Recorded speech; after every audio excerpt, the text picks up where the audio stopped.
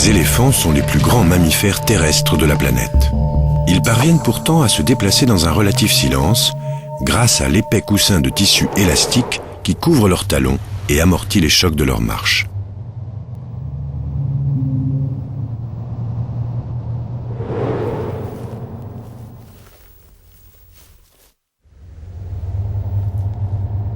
Le nez et la lèvre supérieure forment une longue trompe qui renferme quelques 150 000 muscles. Ce membre, dépourvu de structure osseuse, fait office à la fois de nez, de tuyau, de bras et même de main d'une grande habileté.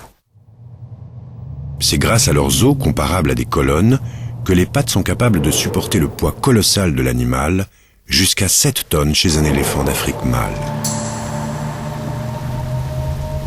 Les plus vieux ancêtres connus des éléphants apparaissent sur Terre il y a 40 ou 50 millions d'années. Leur allure évoque plus celle du cochon ou du tapir que celle des pachydermes actuels.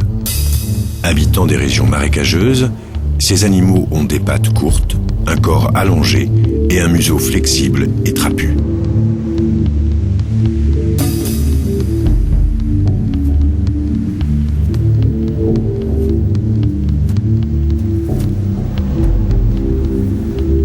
Au cours des 10 à 20 millions d'années qui suivent, leur taille augmente progressivement pour s'adapter à la concurrence avec d'autres herbivores. Leur museau s'allonge considérablement et finit par recouvrir la mâchoire inférieure. Le cou devient plus court et plus rigide pour supporter le poids de la tête.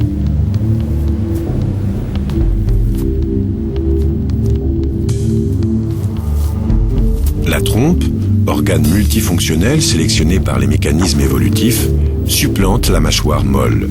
Elle permet à ces grands animaux de se nourrir, de boire, de se laver et de soulever des objets lourds. Les narines sont déplacées vers le bout de la trompe, ce qui leur permet de respirer même lorsqu'ils sont immergés dans l'eau. En dressant leur trompe, ils peuvent aussi flairer les dangers et les prédateurs.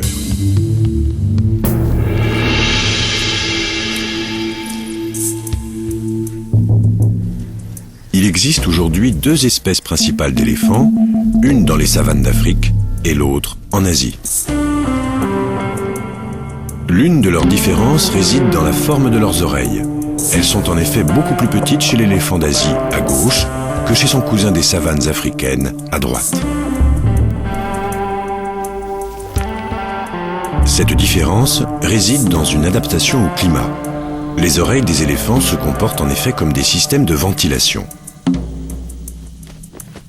Quand la température interne de l'éléphant augmente, les vaisseaux sanguins de ses oreilles se dilatent. En même temps, les oreilles battent, refroidissant le sang qui y circule.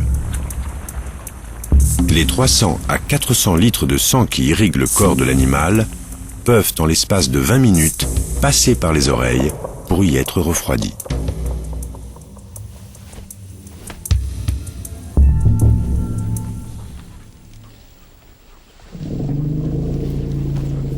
Les éléphants des savanes d'Afrique, plus exposés au soleil que leurs cousins d'Asie, ont besoin d'un système de ventilation plus important, ce qui explique la grande taille de leurs oreilles, qui peuvent atteindre 1,50 m de haut chez un adulte.